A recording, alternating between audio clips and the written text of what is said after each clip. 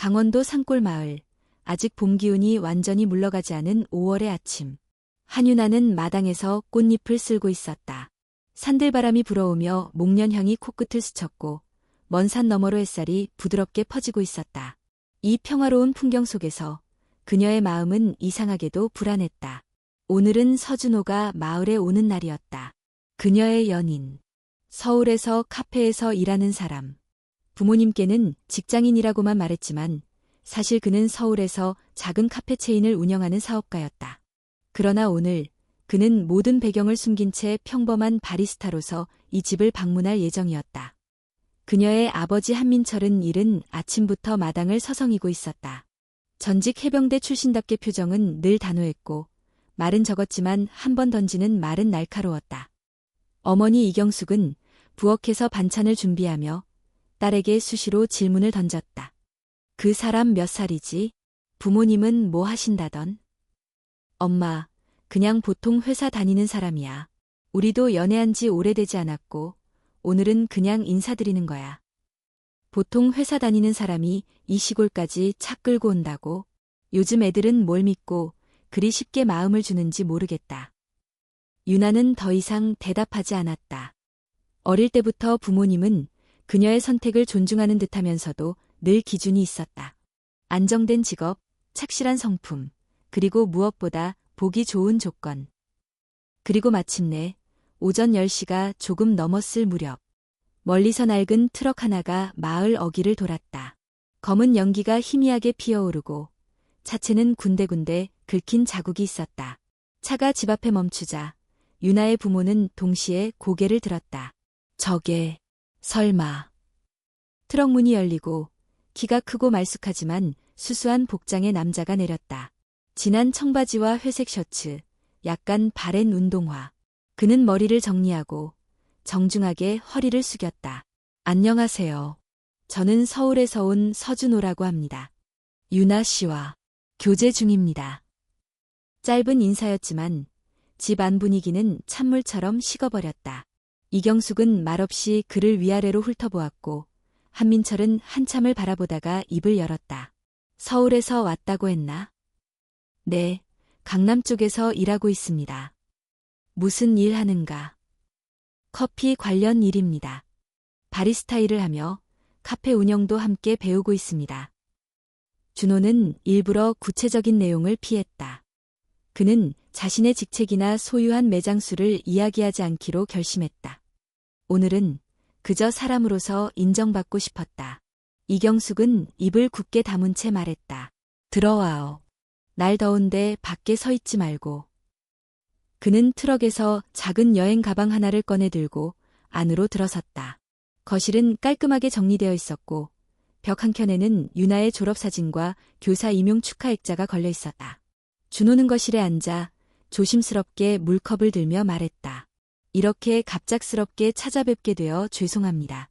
그래도 뵙고 인사드리고 싶었습니다. 한민철은 아무 말 없이 그를 지켜보다가 났고 단단한 목소리로 말했다. 나는 사람을 겉모습으로 판단하진 않네. 하지만 책임감 있는 남자라면 최소한 준비는 되어 있어야 한다고 본다. 네, 맞는 말씀입니다. 유나가 이제 30이 다 돼간다. 이젠 장난 같은 연애는 안 했으면 좋겠네. 그 말에 유나는 가볍게 눈살을 찌푸렸다. 그러나 준호는 미소를 잃지 않았다. 진지하게 만나고 있습니다. 유나 씨는 제게 정말 소중한 사람입니다. 이경숙은 여전히 의심 가득한 눈으로 그를 바라보았다. 그 트럭은 본인 차인가요? 네, 오래됐지만 정이 들어서요. 아직도 잘 달립니다. 서울에서 그 차 끌고 다닌다는 게 이해가 안 되네요. 준호는 작게 웃었다. 그는 차에 대해, 스타일에 대해, 그리고 자신이 가진 것들에 대해 굳이 설명하고 싶지 않았다. 그저 이 시간이 지나가길 바랐다. 그날 저녁, 가족끼리의 저녁 식사가 준비되었다. 된장찌개, 멸치볶음, 제육볶음, 나물 반찬. 평범하고 정갈한 한식상이었지만 식탁 위의 분위기는 결코 편하지 않았다. 식사 중간 이경숙이 물었다. 서울에서 월세 사나요? 네, 아직은요. 차근차근 준비 중입니다. 30 넘었으면 슬슬 안정될 때도 되지 않았어요? 유나는 젓가락을 내려놓고 말했다. 엄마, 그만해. 아직 제대로 얘기도 안 나눴잖아. 나는 그냥 걱정돼서 그렇지. 너처럼 착한 애가 고생하는 거 보기 싫단 말이야. 준호는 말없이 반찬을 입에 넣었다. 식사 중 대화를 무겁게 만들고 싶지 않았지만 그는 이미 이 가족이 자신을 어떻게 바라보는지 충분히 알고 있었다. 그리고 그날 밤 그는 방에 누워 천장을 바라보았다. 유나는 거실에서 부모님과 함께 TV를 보고 있었고 그는 이어폰을 꽂고 조용히 음악을 들었다. 마음 한켠에는 불안감이 스며들었다. 내가 과연 이들에게 어울리는 사람일까? 하지만 동시에 그는 스스로에게 대답했다. 나는 진심으로 그녀를 사랑한다. 그러니까 버티자. 조금 더. 그리고 그렇게 낯선 시골의 첫날 밤은 조용히 저물어갔다. 다음 날 아침, 마을은 여느 때처럼 조용했다. 먼 산에 안개가 걸려 있었고 닭 울음소리가 들려오는 가운데 한유나는 혼자 마당을 정리하고 있었다. 어젯밤의 기류가 아직도 몸에 남아있는 듯 그녀는 좀처럼 마음을 놓을 수 없었다. 부엌에서는 어머니 이경숙이 김치를 다듬고 있었고 거실에선 아버지 한민철이 신문을 읽고 있었다. 준호는 조용히 일어나 화장실을 다녀온 뒤 유나를 도와 마당에서 나뭇잎을 쓸었다. 잘 잤어요? 유나가 조용히 물었다. 네, 시골 공기가 좋아서 그런지 푹 잤어요. 그는 웃으며 말했지만 눈 밑에는 피로가 살짝 내려앉아 있었다. 그녀는 그런 그를 한참 바라보다가 아무 말 없이 그의 손을 꼭 잡았다. 그 따뜻한 손길에 준호는 다시 용기를 얻었다. 아침 식사는 간단했다. 미역국, 계란말이, 김치, 그리고 멸치볶음. 모두 손수 만든 반찬들이었다. 식탁에는 4명이 앉아 있었지만 대화는 거의 없었다. 젓가락 부딪히는 소리만이 조심스레 공간을 채우고 있었다. 서울에선 이렇게 아침 먹을 시간 있나? 민철이 입을 열었다. 보통은 바빠서 간단하게 먹지만 가능하면 집에서 먹으려고 해요. 혼자 살아도 밥은 챙겨 먹는 게 좋지.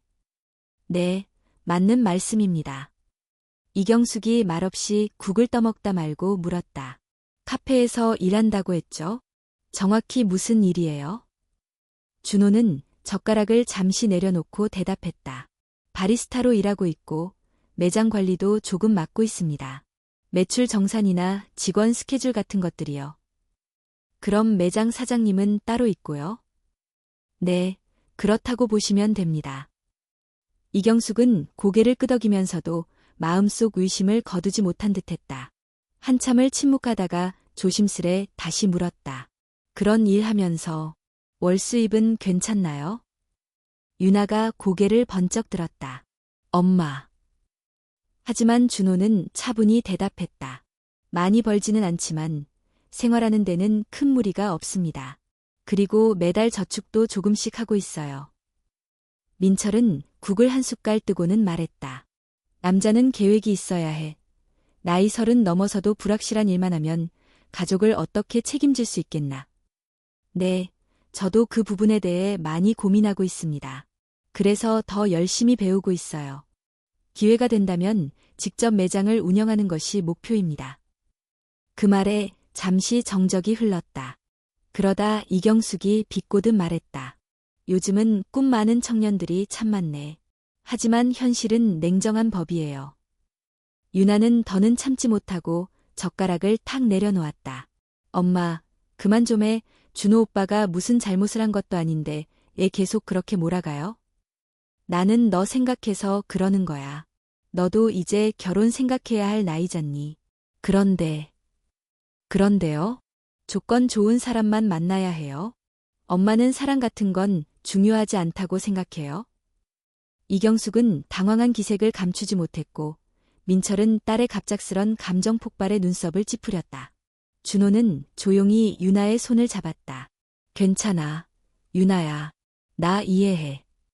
그 말에 유나는 겨우 감정을 추슬렀다. 식사가 끝난 후 민철은 마당으로 나가 담배 한 개비를 물었다. 준호는 그 뒤를 따라가 조용히 다가섰다. 아버님, 잠깐 시간 괜찮으실까요? 민철은 그를 슬쩍 바라보며 고개를 끄덕였다. 앉지. 두 사람은 마당에 놓인 평상에 나란히 앉았다. 몇 초간의 침묵 끝에 준호가 먼저 입을 열었다. 솔직히 말씀드리면 제가 가진 게 많지 않습니다. 하지만 유나 씨에 대한 마음은 누구보다 진심입니다. 민철은 고개를 들지 않고 그저 담배 연기를 뿜어내며 말했다. 진심. 그게 얼마나 갈까? 그걸 증명하는 건 시간이겠죠. 그래서 전 기다릴 생각입니다. 지금은 제가 부족해 보여도 분명히 보여드릴 수 있는 날이 올 거라 믿습니다. 민철은 고개를 돌려 준호를 바라봤다. 그의 눈빛은 흔들림 없이 단단했다. 자신 있나? 유나 씨만 제 곁에 있어준다면 뭐든 할 수 있습니다. 그 말에 민철은 잠시 말을 잊었다. 그는 마치 오래된 자신을 보는 듯한 눈빛에 약간 당황한 듯 보였다. 그날 저녁, 집 안 분위기는 조금 부드러워졌다. 이경숙도 이전보다 말수가 줄었고 유나 역시 억지로 웃으려 하지 않았다. 하지만 그 속에는 서로를 조금씩 이해해보려는 마음이 담겨 있었다. 밤이 되자 준호는 방에서 나와 베란다에 앉아 있었다. 유나가 조용히 다가와 그의 곁에 앉았다. 미안해. 오늘 많이 힘들었지? 괜찮아. 오히려 이런 게 더 좋아. 진짜 내 모습으로 받아들여지려면 이런 과정은 꼭 필요하니까. 그래도 마음이 아팠어. 엄마 아빠가 자꾸 상처 주는 말만 해서. 준호는 그녀의 손을 잡고 따뜻하게 웃었다. 유나야, 나 절대 흔들리지 않아. 어떤 말이 있어도 내가 지켜야 할 건 오직 너야. 그 말에 유나의 눈가가 살짝 젖었다. 그녀는 고개를 끄덕이며 그의 어깨에 머리를 기댔다. 그리고 둘은 별이 총총한 강원도의 밤하늘 아래 아무 말 없이 오래도록 앉아 있었다. 이틀 후 토요일 아침, 마을에는 벚꽃잎이 흩날리고 있었고 한유나는 아침부터 설거지를 하고 있었다.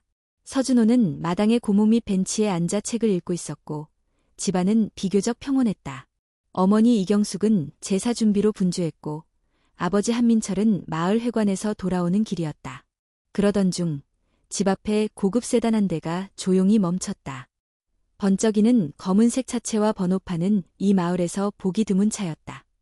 유나는 고개를 갸웃하며 창문 밖을 보았고 곧 눈살이 살짝 찌푸려졌다. 문이 열리고 말끔한 정장을 입은 남자가 내렸다. 유나는 곧바로 그가 누구인지 알아차렸다. 최지훈. 그는 유나의 대학 선배이자 현재 강릉에서 동물병원을 운영하는 수의사였다. 잘생기고 부유한 집안 출신으로 마을 사람들에게도 인기가 많았다. 한때 유나의 부모가 직접 나서서 맞선을 주선했던 인물이기도 했다. 지훈은 환한 미소를 지으며 현관문 앞으로 다가왔다. 유나야, 오랜만이네. 잘 지냈어? 유나는 당황한 듯 웃으며 인사를 받았다. 지훈 오빠, 여기까지 어쩐 일이야?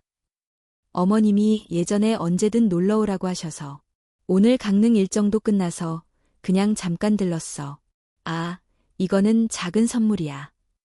그는 고급 한과 세트를 건넸고 마침 부엌에서 나오던 이경숙이 그 모습을 보고 반색했다.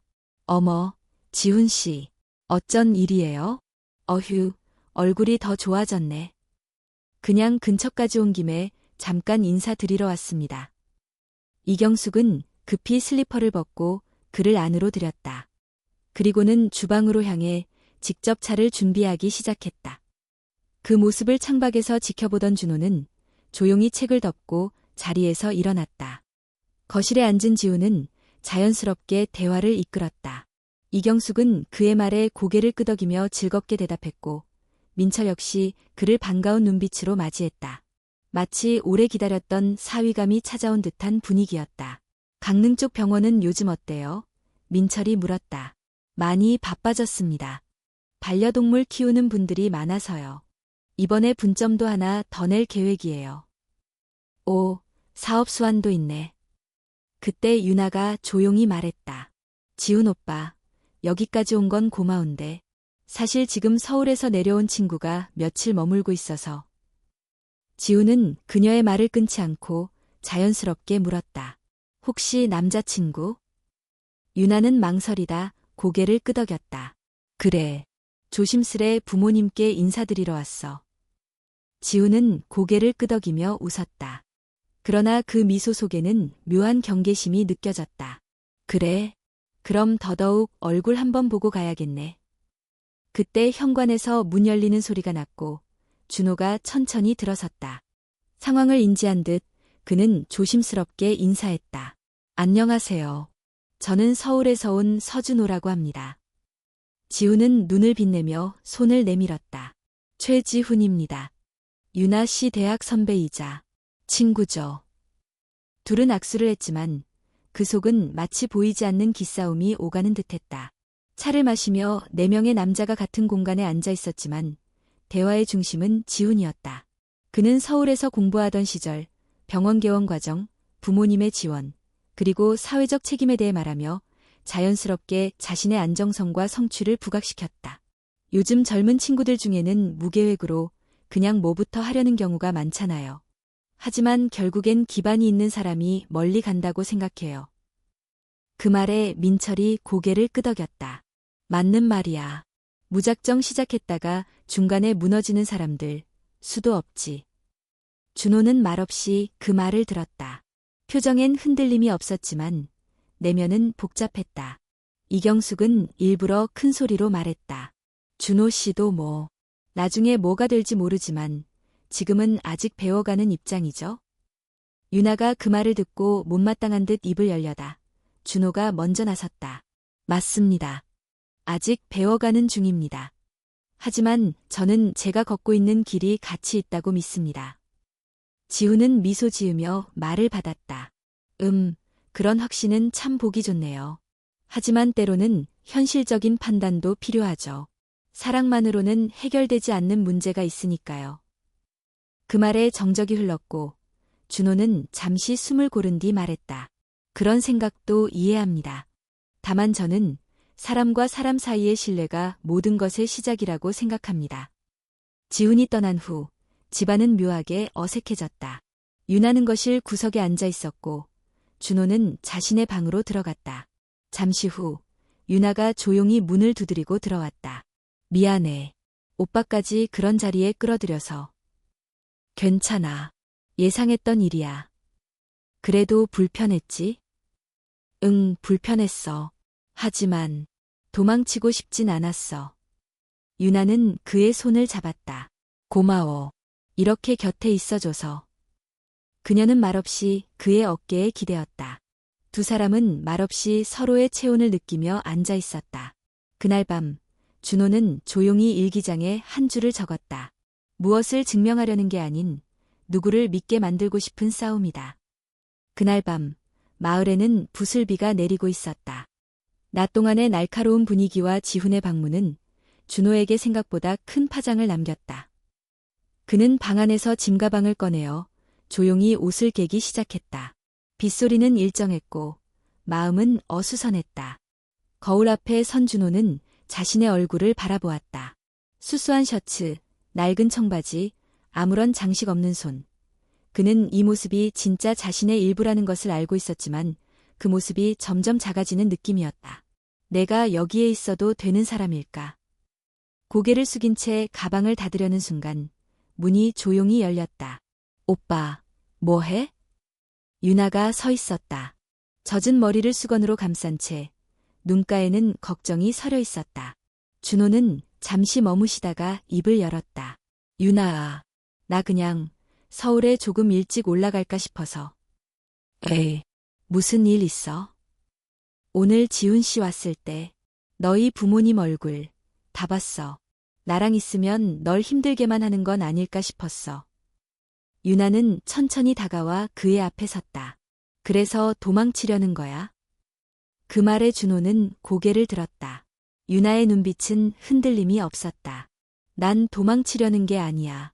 그냥 더는 나 때문에 너도 시험 받는 상황을 만들고 싶지 않았어. 그럼 나 없이 결정해버리겠다는 건 뭔데? 준호는 말을 잃었다. 유나는 조용히 손을 뻗어 그의 손을 잡았다. 따뜻한 온기가 전해졌다. 오빠, 나 힘들어도 괜찮아. 눈치 봐도 괜찮아. 대신 오빠만 내 옆에 있어줘. 준호는 잠시 그녀를 바라보다가 이내 고개를 끄덕였다. 가방 위에 놓인 셔츠를 다시 접어 가방 속에 넣었다. 미안해. 너무 쉽게 흔들렸어. 그럴 수도 있지. 사람인데. 근데 오빠는 항상 강한 줄만 알았어. 나도 몰랐어. 이렇게 약해질 줄은. 그녀는 그의 옆에 조용히 앉았다. 둘은 창밖 빗소리를 들으며 한참을 말없이 앉아 있었다. 다음 날 아침, 분위기는 조금 가벼워졌다. 민철은 아무 말 없이 텃밭으로 향했고, 이경숙은 유나에게 반찬을 부탁하며 조용히 부엌일을 도왔다. 아침 식사 자리에서 준호는 어제보다 더 단단한 표정으로 앉아 있었다. 이경숙은 차를 따르며 조용히 물었다. 오늘은 서울 올라가요? 아니요. 조금 더 머물 생각입니다. 민철이 고개를 들었다. 무슨 일 있나?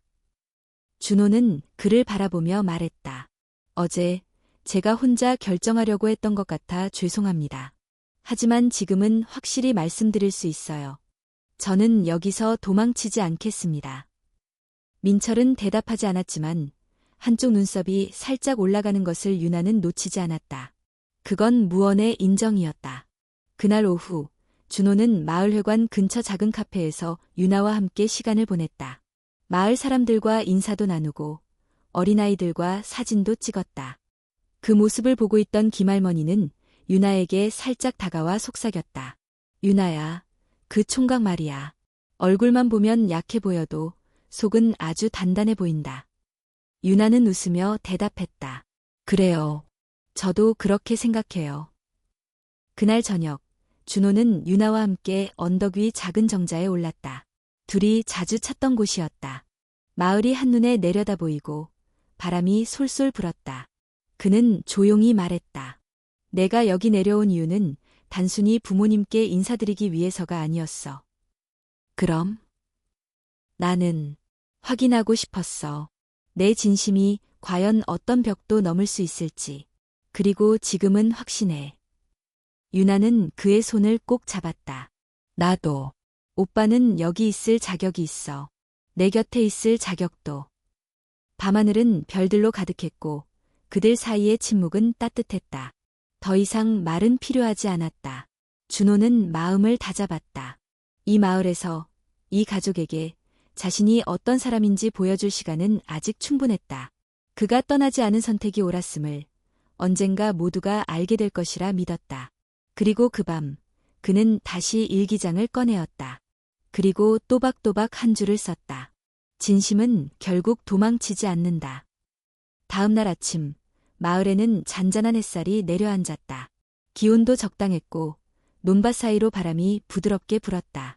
마을 어귀에는 장이 서고 있었고 주민들은 삼삼오오 모여 이야기꽃을 피우고 있었다.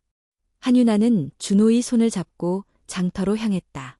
마을에 온 이후 처음으로 둘이 함께 외출하는 길이었다. 그 모습을 보는 사람들의 시선은 곧장 따라왔다. 누구는 수군거렸고 누구는 눈인사로 반겼다. 저 총각이 그 서울서 내려왔다는 사람 맞지? 응, 유나 데리고 온 그 친구래. 듣자 하니 바리스탄가 뭔가 한다던데. 그 잘난 수의사 지훈이 놔두고 왜 저런 사람을. 준호는 그 말들이 들리지 않는 척했다. 하지만 유나는 그의 손을 더 꼭 쥐었다. 신경 쓰지 마요. 여긴 원래 그런 곳이야. 응, 괜찮아. 그들은 야채 가게에서 배추를 사고 두부 가게에서 따끈한 순두부를 샀다. 시장 상인 몇몇은 유나를 반갑게 맞이했고 준호에게도 미소를 건넸다. 이 총각이 서울서 왔다며? 얼굴이 반듯하니 인상 좋네. 감사합니다. 마을이 참 평화롭고 좋습니다. 그렇게 짧은 인사를 주고받던 중 김할머니가 다가왔다. 양손엔 장바구니를 들고 있었다. 어이, 유나. 이 총각이 그 서준호인가? 네, 맞아요. 저희 서울에서 같이 지내고 있어요. 할머니는 준호를 위아래로 훑어보며 말했다. 수수하네. 근데 요즘 사람들은 너무 겉만 번지르르 해서 믿기가 어렵지. 준호는 웃으며 말했다. 그래서 저는 더 천천히 보여드리고 싶어요. 제 속에 있는 걸.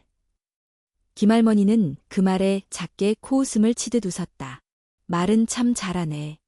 근데 이 마을 사람들은 말보다 행동을 본다오. 마음 단단히 먹게. 네, 명심하겠습니다. 장터를 마치고 돌아오는 길, 유나는 조용히 말했다.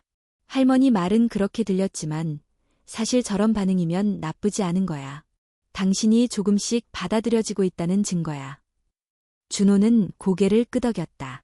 그래도 사람들의 시선이 마음 한구석을 무겁게 만들고 있었다. 겉으로는 흔들리지 않으려 했지만 속은 여전히 조용히 뒤흔들리고 있었다. 그날 저녁, 유나의 집에는 삼촌과 고모가 방문했다. 마을 회관에서 회식이 있어 근처에 들른 김에 잠시 들렀다는 것이었다. 민철은 거실에 자리를 마련했고 이경숙은 급히 과일과 차를 준비했다. 유나야, 남자친구 있다며? 얼굴 좀 보자. 고모는 호기심 가득한 눈빛으로 물었고 유나는 준호를 조심스레 부엌으로 불렀다. 인사드려야 할 것 같아. 준호는 심호흡을 하고 거실로 나섰다. 안녕하세요. 저는 서울에서 온 서준호라고 합니다. 유나 씨와 진지하게 만나고 있습니다. 삼촌과 고모는 반가운 듯하면서도 낯선 듯한 표정으로 고개를 끄덕였다. 그래요. 나이는 32입니다. 직업은 카페에서 바리스타로 일하고 있고 운영도 조금씩 배우고 있습니다. 삼촌은 그 말을 듣고 잠시 눈을 가늘게 떴다. 그거 안정적이지는 않겠구먼. 고모도 거들었다. 유나는 어릴 때부터 똑 부러졌잖아요. 교사라는 좋은 직업 갖고 있는 아이인데 옆에 있는 사람이 얼마나 안정적인지가 중요하지. 유나가 입을 열려다 준호가 먼저 말을 이었다. 충분히 이해합니다. 그래서 더더욱 제가 어떤 사람인지 행동으로 보여드리고 싶습니다. 지금은 시작 단계지만 목표는 분명히 있습니다. 책임질 준비도 되어 있습니다. 그는 거짓없이 똑바로 바라보며 말했다. 그 태도에 잠시 말을 잃은 듯한 고모는 조용히 과일을 집어들었다. 뭐, 요즘은 다들 그렇게 살아가긴 하죠. 그래도 여자 쪽 집안은 늘 걱정이 앞서잖아요. 민철은 옆에서 조용히 차를 마시며 지켜보다가 작게 말했다. 걱정은 다 이해가 가는 거고 중요한 건 시간이 답이라는 거지. 그 말에 준호는 고개 숙여 감사의 인사를 했다. 그날 밤 준호는 유나와 함께 다시 언덕 위 정자로 향했다. 그는 낮에 있었던 일들을 곱씹으며 조용히 입을 열었다. 왜 일이 다들 안정적이라는 말에 집착할까? 유나는 가만히 그의 손을 잡았다. 한국은 그런 사회야. 틀이 정해져 있고 그 틀에서 벗어나면 위험하다고 생각하지. 나도 언젠간 그 틀에 들어가게 될까? 글쎄. 하지만 난 오빠가 지금 모습 그대로 충분하다고 생각해. 준호는 유나를 바라보며 말했다. 고마워. 너 아니었으면 벌써 서울로 도망갔을 거야. 그러니까 앞으로도 도망치지 마. 그녀는 장난스러운 미소를 지었고 준호는 웃으며 고개를 끄덕였다. 응, 약속할게. 밤하늘은 조용했고 별빛은 두 사람의 그림자를 길게 드리웠다. 그 속에서 준호는 처음으로 이 마을에서 살 수 있을지도 모른다는 생각을 품었다. 그리고 그 밤 그는 또 일기장을 열었다. 진심은 말보다 오래 남는다. 나는 지금 오래 남을 무언가를 시작하고 있다. 며칠이 지나고 준호는 아침 일찍 일어나 마당을 정리하고 있었다. 이제는 마을 공기에도 익숙해졌고 이른 새소리에도 잠을 깨는 것이 자연스러워졌다. 이경숙이 부엌 창문을 열며 말했다. 일찍부터 일하네. 서울 사람 맞아? 준호는 웃으며 대답했다. 여기 오니까 아침이 참 좋더라고요. 그 순간 유나가 마당으로 나왔다. 머리는 단정히 묶였고 손에는 작은 메모장이 들려 있었다. 오늘 아버지랑 읍내 나가실 거예요. 마트도 들르시고 할머니 댁에도요. 그럼 저도 같이 가볼까요? 좋은 생각인데 사실은 나 말고 오빠가 엄마 아빠께 제안 하나 해봐. 준호는 그녀의 눈빛을 읽었다. 그녀는 이미 그의 속마음을 알고 있었다. 그날 저녁 식사 후 거실에서 가족 넷이 마주 앉았다. 텔레비전에서는 일상 뉴스가 흐르고 있었지만 이경숙은 리모컨으로 화면을 껐다. 민철은 조용히 물을 한 모금 마셨다. 준호가 입을 열었다. 사실 하나 부탁드릴 게 있습니다. 모두의 시선이 그에게 집중됐다. 그는 차분하게 말했다. 다음 주 주말 서울에 오시지 않겠어요? 제가 살고 있는 곳도 보여드리고 싶고 식사도 대접하고 싶어서요. 이경숙은 의외라는 표정이었다. 서울까지? 차는 제가 준비하겠습니다. 그냥 편하게 오셔서 한 끼만 드시고 가셔도 됩니다. 유나가 거들었다. 오빠가 엄마 아빠께 제대로 감사 인사드리고 싶대요. 민철은 팔짱을 끼며 물었다. 식사만 하자는 건가? 네, 다른 의도는 없습니다. 그저 제가 어떤 삶을 살고 있는지 보여드리고 싶어요. 잠시 정적이 흘렀다. 이경숙은 유나를 바라보며 살짝 고개를 끄덕였고 민철도 한참을 생각하다가 마침내 입을 열었다. 좋다. 한번 가보지. 그 주 토요일, 이른 아침. 낡은 트럭은 다시 서울로 향했다. 유나는 조수석에 앉았고 뒷좌석에는 민철과 이경숙이 나란히 앉아 있었다. 도중에 고속도로 휴게소에 들러간다니 요기를 하고 트럭은 강남 외곽의 한 조용한 골목으로 들어섰다. 주변은 깔끔한 주택가였고 도보에는 젊은 커플들이 손을 잡고 걷고 있었다. 차가 멈춘 곳은 3층짜리 현대적인 건물 앞이었다. 건물 외관은 심플하면서도 고급스러웠고 1층에는 깔끔한 간판이 달린 카페가 자리하고 있었다. Température. 이경숙은 간판을 바라보며 물었다. 여기가 오빠 일하는 데야? 네, 1호점이에요. 제가 처음으로 직접 구상해서 운영한 매장이에요. 그 말에 민철은 천천히 시선을 건물 전체로 옮겼다. 입구를 들어서자 직원들이 인사를 건넸다. 어서 오세요, 대표님. 이경숙은 눈이 커졌고 민철은 눈썹을 살짝 찡그렸다. 대표님. 유나가 조용히 웃으며 말했다. 맞아요. 오빠, 사실 이 카페 체인 대표예요. 지금은 3군데까지 운영하고 있어요. 직원 중 한 명이 다가와 예의 바르게 안내했다. 준호 대표님께서 미리 예약하신 자리로 모시겠습니다. 그들은 2층 테라스로 올라갔다. 고요한 공간에 세팅된 4명 자리. 화이트 테이블보 위에는 코스 요리가 차려질 준비가 되어 있었다. 잠시 후 셰프 복장을 한 직원이 요리를 설명하며 직접 서빙을 시작했다. 샐러드부터 시작해 수제 파스타, 구운 연어, 디저트까지 이어지는 풀코스였다. 식사 내내 이경숙은 한마디도 하지 않았다. 민철은 조용히 음식을 씹으며 가끔씩 카페 내부를 둘러보았다. 모든 식사가 끝난 뒤 준호는 조용히 말했다. 그동안 제가 솔직히 말씀드리지 못했던 건 자랑하고 싶지 않아서였습니다. 가진 것이 아니라 제 진심이 먼저 전달되길 바랐기 때문입니다.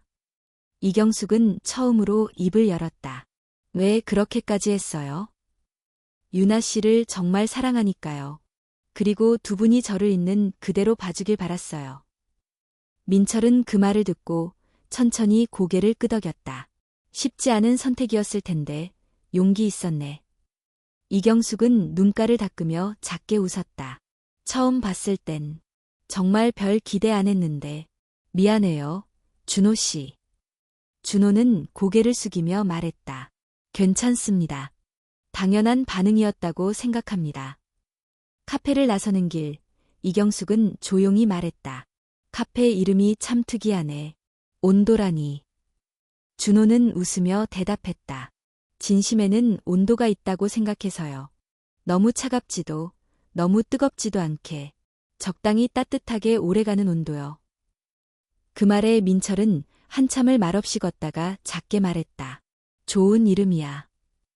서울에서의 초대는 그렇게 끝났다. 하지만 그 하루는 모든 관계의 물줄기를 바꿔놓았다. 준호는 마침내 보여주었다. 말이 아닌 행동으로.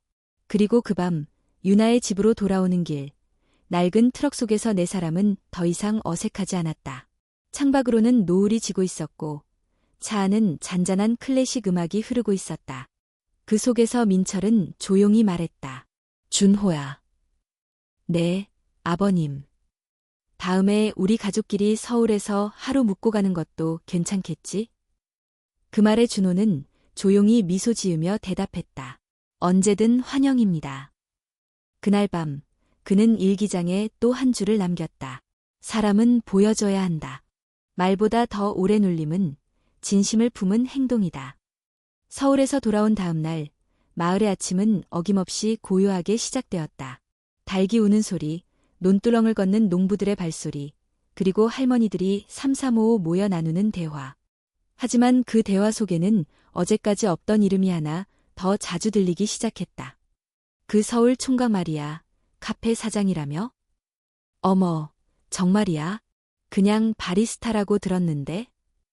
유나 엄마 말 들어보니까 꽤 큰 가게를 여러 운영한대. 근데 왜 그런 걸 숨겼을까? 글쎄, 겸손한 건지, 시험한 건지. 시장 한켠, 김할머니는 배추를 고르던 손을 멈추고 혼잣말처럼 말했다. 그래도 속 다 보여주지 않고 조용히 버틴 거. 요즘 젊은 사람들답지 않네. 조금 마음이 가. 이경숙 역시 아침 식탁에서 민철에게 말했다. 어제 서울 가서 보고 나니까 생각이 좀 바뀌더라. 그렇게 조용히 자기 일 해온 사람이란 게 믿기지가 않아. 민철은 말없이 밥을 한 숟갈 뜨더니 조용히 고개를 끄덕였다. 사람은 것만 봐선 몰라. 그날 오후 준호는 마을 공터에서 열린 작은 행사에 유나와 함께 참석했다. 주민들이 모여 수확한 농산물을 나누고 아이들은 뛰어놀며 웃음소리를 흘렸다. 한 아이가 달려와 유나에게 안겼다. 선생님. 유나는 환하게 웃으며 아이를 안았다. 그 모습을 바라보던 준호의 표정에도 부드러운 미소가 떠올랐다. 유나 씨가 이 마을에서 얼마나 사랑받고 있는지 다시 느끼네요. 그래서 이 마을이 좋았어요. 아무것도 화려하진 않아도 마음은 따뜻하니까. 두 사람은 손을 잡고 천천히 걷기 시작했다. 그때 옆에서 누군가 말을 걸어왔다. 서울 총각, 오늘은 좀 다르게 보이네. 김할머니였다. 손에는 막 구운 전이 담긴 접시가 들려 있었다. 이거 좀 가져가. 서울 사람도 시골 전 맛은 봐야지. 감사합니다, 할머니. 근데 있잖아. 그동안 내가 좀 말을 험하게 했지? 아닙니다. 다 당연한 말씀이셨어요. 그래도 마음은 조금 서운했을 거야. 미안하다고 해두자. 그 말에 준호는 고개 숙여 인사했다. 고맙습니다. 할머니의 그런 말이 저한테는 더 큰 배움이 됐어요. 김할머니는 시익 웃더니 조용히 돌아섰다. 행사가 끝난 후 집으로 돌아오는 길, 유나는 준호에게 물었다. 서울로 돌아가야 할 날이 다가오지? 응, 다음 주 월요일엔 꼭 올라가야 해. 매장 리뉴얼 일정이 있어서. 그럼 우리에게 남은 시간은? 딱 일주일. 유나는 살짝 고개를 떨궜다. 준호는 그녀의 손을 더 꼭 잡았다. 그동안 할 수 있는 걸 다 하고 가고 싶어. 아쉽지 않게. 그럼 한 가지 약속해줘. 무슨 약속? 이게 마지막이라고 생각하지 말기. 물론이지. 오히려 시작이지. 다음 날, 준호는 민철과 함께 동네 뒷산을 오르게 되었다. 민철이 먼저 제안한 일이었다. 둘만의 산행은 처음이었고, 둘 다 말수가 적었다. 산 중턱쯤에서 잠시 쉬는 자리. 민철이 물을 마시며 말했다. 어릴 땐 그런 생각을 많이 했어. 내 딸은 내 뜻대로 잘 살아줬으면 좋겠다는 생각. 당연하다고 생각합니다. 누구나 자식 잘 되길 바라니까요. 근데 유나는 항상 자기 길이 뚜렷했지. 처음 교사 된다고 했을 때도, 서울 안 가고 여기 남겠다고 했을 때도, 처음엔 다 반대했지만 결국은 그 선택들이 맞았더라고. 강한 사람이네요. 그래서 더 걱정이 돼. 강한 사람일수록 혼자 아플 때가 많으니까. 민철은 조용히 고개를 돌려 준호를 바라보았다. 준호야, 내가 그 옆에 서려면 절대 흔들리면 안 돼. 유나는 겉으로는 단단해 보여도 마음은 유리야. 그걸 지켜줄 사람이어야 해. 준호는 한참 동안 아무 말도 하지 않다가 천천히 대답했다. 그 말 평생 잊지 않겠습니다. 산을 내려오는 길, 두 사람의 발걸음은 전보다 한결 가벼웠다. 그날 밤 식사 후 거실에서 가족이 함께 앉아 있었다. 유나는 과일을 깎았고 이경숙은 텔레비전을 틀었다. 평소라면 어색할 시간이었지만 그날은 달랐다. 이경숙이 먼저 말을 꺼냈다. 준호 씨. 네, 어머님. 다음에 서울 내려가게 되면 한 번 더 그 카페 가보고 싶어요. 커피 맛이 자꾸 생각나네. 준호는 놀란 듯 웃으며 말했다. 언제든지요. 어머님 자리 항상 비워두겠습니다. 민철은 작은 기침을 하더니 말했다. 너희가 서로 믿는다면 우리야 뭐 더 말할 게 있겠나. 그 말에 유나는 눈을 반짝이며 아버지를 바라보았다. 정말. 그래. 다만 이 마음은 쉽게 얻은 게 아니라는 건 기억해라. 준호는 조용히 고개 숙였다. 기억하겠습니다. 절대 가볍게 여기지 않겠습니다. 그리고 그날 밤 준호는 짐을 다시 정리하며 일기장을 펼쳤다. 그 어느 때보다 또렷한 글씨로 이렇게 적었다. 신뢰는 말이 아니라 시간이 쌓아준다. 오늘 우리는 한 걸음 더 가까워졌다. 일요일 아침 마을은 안개에 쌓여 있었다. 뿌연 공기 사이로 햇살이 조금씩 스며들고 있었고 정적 속에 시간이 천천히 흐르고 있었다. 서준호는 낡은 트럭을 닦고 있었다. 먼지가 쌓인 창문과 문틀을 정성스럽게 닦아내며 그는 무언가를 정리하듯 침착했다. 유나는 그 모습을 부엌 창문 너머로 바라보다가 조용히 밖으로 나섰다. 이제 서울 갈 준비야? 그는 고개를 돌려 미소 지었다. 응, 내일 아침 일찍 출발하려고. 길도 막힐 테고. 그럼 오늘이 마지막 하루네. 그 말에 두 사람은 동시에 숨을 고르듯 조용해졌다. 하루하루를 함께 보내며 익숙해졌던 시간, 이제는 이별을 앞두고 있었다. 하루 더 있을 수 없을까? 유나가 조심스럽게 물었다. 마음 같아선 일주일이고 한 달이고 있고 싶지. 하지만 서울에서 내가 해야 할 일들도 기다리고 있으니까. 유나는 고개를 끄덕였지만 눈빛엔 아쉬움이 그대로 드러났다. 그럼 우리 오늘 하루만큼은 아무 생각 없이 보내자. 그냥 너랑 나, 그리고 마을. 준호는 대답 대신 그녀의 손을 꼭 잡았다. 두 사람은 오전 내내 마을을 천천히 걸었다. 유년 시절 유나가 자주 놀던 냇가도 들렀고 학교 근처 벤치에도 앉아봤다. 아이들이 자전거를 타고 지나가며 인사했고 어르신들은 고개를 끄덕이며 따뜻한 눈길을 보냈다. 한참 걷다 보니 언덕 위 정자에 도착했다. 둘이 처음 마음을 나눈 장소, 별빛 아래서 서로의 진심을 확인했던 곳이었다. 여기만 오면 마음이 편해져. 유나가 속삭이듯 말했다. 서울엔 이런 데 없지? 없어. 대신 매일이 전쟁 같아.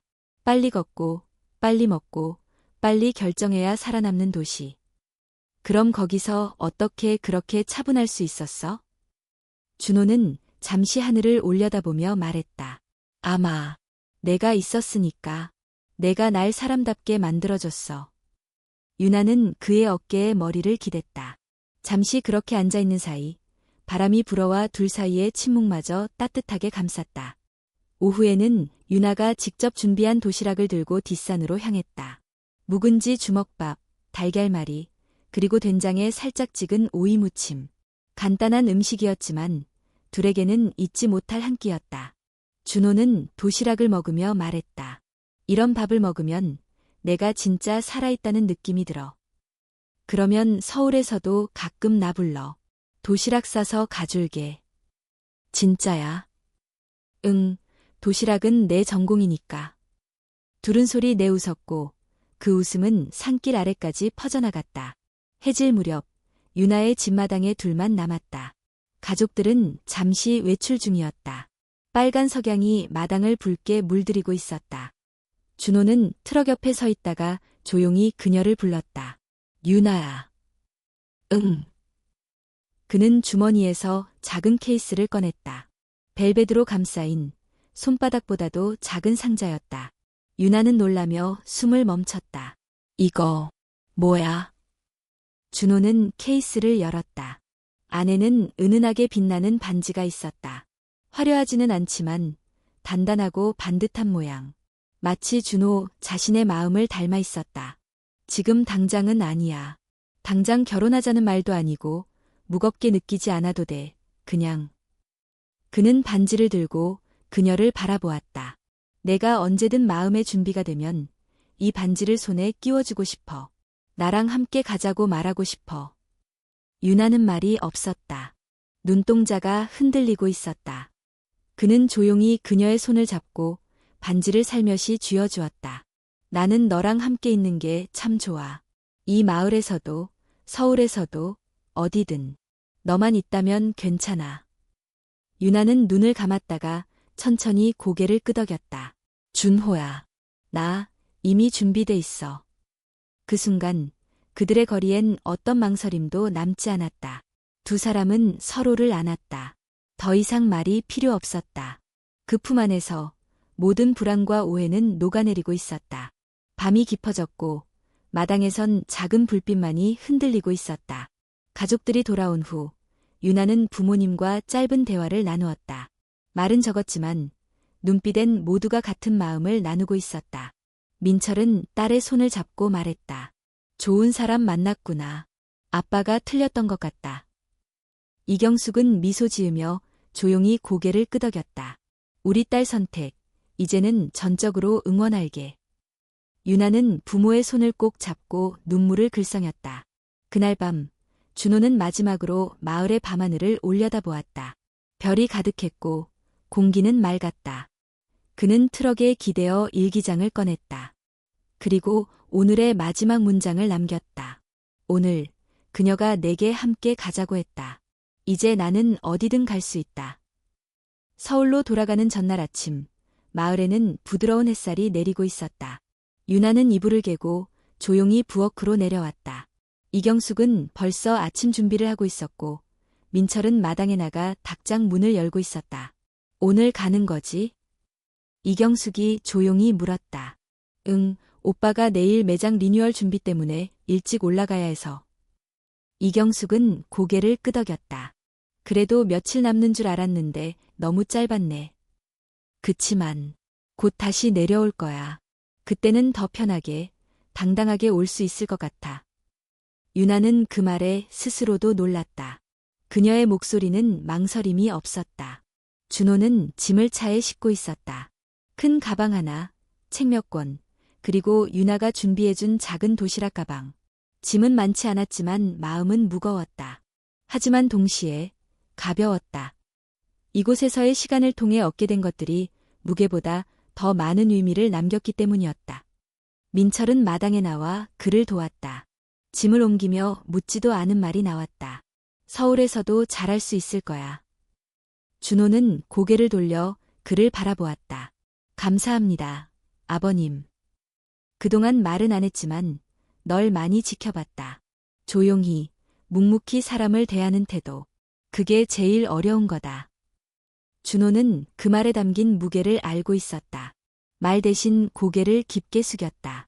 아침 식사 자리에서 네 사람은 평소와 달리 웃음이 많았다. 이경숙은 직접 부친 김치전을 내어주며 말했다. 서울 가서도 이 맛 못 잊을걸. 그러며 어머님표 김치전은 저한테 최고예요. 유나는 조용히 웃으며 고개를 끄덕였다. 식사가 끝난 뒤 이경숙은 작은 봉투를 꺼내어 준호에게 건넸다. 이건 뭐예요? 별건 아니고 마을에서 기른 찹쌀이야. 서울에서도 밥은 잘 챙겨 먹어야 하니까. 준호는 봉투를 꼭 안으며 말했다. 정말 감사합니다. 잘 먹겠습니다. 출발 전 김할머니가 일부러 집까지 찾아왔다. 손에는 직접 담근 된장과 손수 만든 장아찌 몇 병이 들려 있었다. 서울 음식은 간이 싱겁다지. 이걸로 밥 비벼 먹으면 속이 든든할 거야. 할머니, 이렇게까지 안 하셔도 되는데. 아이고, 이제야 사람 같아졌는데 그냥 보내는 것도 서운하지. 유나는 그런 할머니의 손을 꼭 잡았다. 다음에 꼭 같이 밥 먹어요. 그땐 내 남편이랑 같이 오너라. 그 말에 준호와 유나는 얼굴이 붉어졌다. 마을 어귀까지는 네 사람이 함께 걸었다. 이경숙과 민철은 나란히 섰고 유나는 준호의 옆에 조용히 서 있었다. 트럭에 오르기 전 준호는 부모님께 정중히 인사했다. 그동안 정말 감사했습니다. 짧은 시간이었지만 저에게는 아주 소중한 시간이었습니다. 민철은 말없이 그의 어깨를 두드렸다. 유나, 내가 정말 행복했으면 좋겠다. 응, 아빠. 이경숙은 딸의 손을 꼭 잡았다. 서울에서도 내 마음대로 살되 너무 혼자서만 버티진 말고. 알겠어요. 엄마, 고마워요. 준호가 트럭에 올라 시동을 걸었다. 유나는 잠시 가족을 바라보다가 문을 열고 올라탔다. 차가 천천히 출발했고 창밖으로 두 사람의 부모는 작게 손을 흔들었다. 그 모습은 마치 긴 장면의 마지막 프레임처럼 오래도록 남았다. 서울로 돌아오는 길, 두 사람은 거의 말이 없었다. 하지만 그 침묵은 불편하지 않았다. 라디오에서 흐르는 음악이 창밖 풍경과 어우러졌고 두 사람의 마음은 차분하게 정리되고 있었다. 오빠. 응. 우리 언제쯤 다시 내려올까? 다음 달 어버이날쯤? 그때는 반지도 껴서 가자. 준호는 그녀를 바라보며 웃었다. 그럼 내가 준비되면 언제든. 서울에 도착한 그날 밤, 두 사람은 함께 준호의 아파트로 향했다. 작은 공간이었지만 깔끔했고 유나의 책과 머리핀 몇 개가 놓여 있는 걸 보면 이젠 둘의 공간처럼 느껴졌다. 저녁을 먹고 나서 준호는 유나에게 말했다. 내일부터 매장이 바쁠 거야. 근데 이번 리뉴얼 끝나면 내 이름으로 코너 하나 만들고 싶어. 내 이름으로? 응, 유나의 아침 도시락 같은 이름. 내가 만들어준 도시락이 내 하루를 바꿨으니까.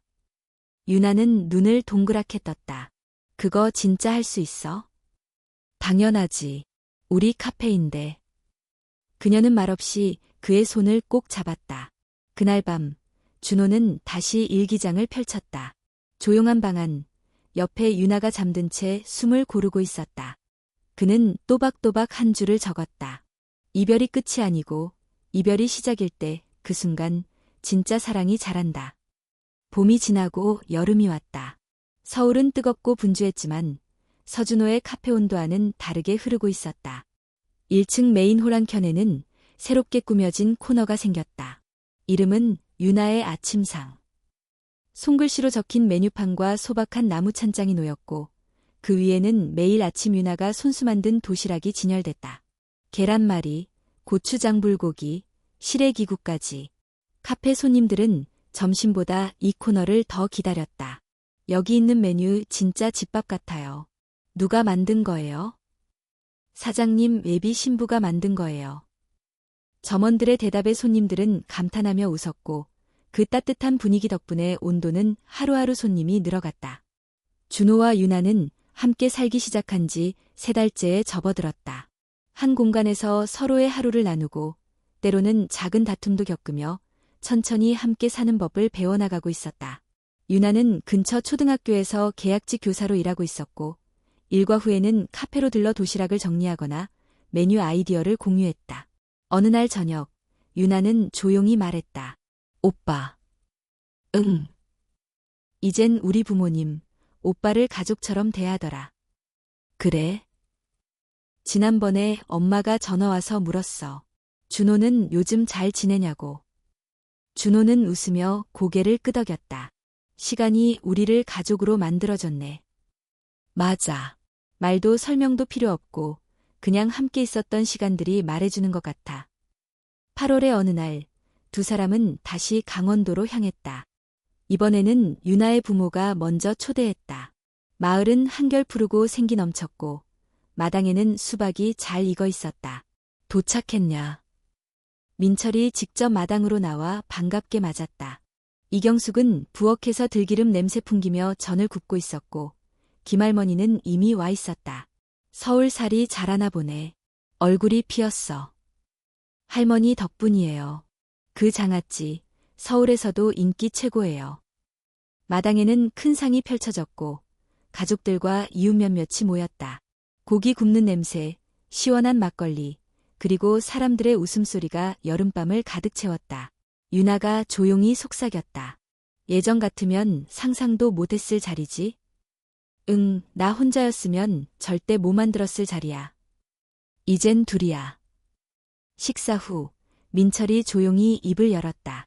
사실 오늘 너희 둘 부른 이유가 있어. 모두가 조용해졌다. 이제 결혼 이야기 꺼내보는 게 어떻겠나. 유나는 잠시 숨을 멈췄고, 준호는 곧바로 고개를 끄덕였다. 저도 준비되어 있습니다. 이경숙은 반갑게 박수를 쳤고, 마을 어르신들도 덩달아 웃었다. 요즘 애들 같지 않게 참 성실하고 조용한 친구야. 유나 복 터졌네. 유나는 준호의 손을 꼭 잡으며 말했다. 저도 알아요. 제 인생에서 가장 큰 행운이에요. 결혼식은 작지만 정성껏 준비됐다. 장소는 카페 온도의 루프탑. 서울과 강원도에서 온 가족, 친구들이 함께했고 하객들 사이에는 김할머니의 모습도 있었다. 하얀 천과 라벤더 꽃으로 꾸민 공간, 유나는 수수한 웨딩드레스를 입고 등장했고 준호는 검정 정장에 붉은 넥타이로 단정하게 서 있었다. 서준호 씨, 한유나 씨를 평생 사랑하고 아끼겠습니까? 네, 약속드립니다. 말보다 더 오래, 행동으로 사랑하겠습니다. 한유나 씨, 서준호 씨와 함께하는 삶을 선택하시겠습니까? 네, 두려움보다 신뢰를 선택하겠습니다. 둘은 서로의 손을 맞잡고 반지를 끼웠다. 그 반지는 언덕 위 정자에서 처음 꺼냈던 바로 그 반지였다. 결혼 후 두 사람은 마을과 서울을 오가는 삶을 시작했다. 주말이면 강원도 집에서 부모님과 밥을 먹고 평일에는 서울에서 일상을 나눴다. 유나의 도시락은 점점 메뉴가 늘어났고 준호의 카페는 전국 매장 확장을 준비하고 있었다. 어느 날 밤 루프탑 테라스에 둘이 앉아 있었다. 서울의 불빛이 멀리 반짝이고 있었고 가을바람이 살짝 스쳐 지나갔다. 유나가 물었다. 오빠, 처음 여기 왔을 때 기억나?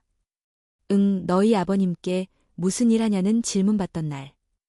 그땐 엄청 긴장했었지. 근데 지금 생각하면 그 시간이 없었으면 지금도 없었을 거야. 에? 그때 내가 진짜 사랑이 뭔지 배웠거든.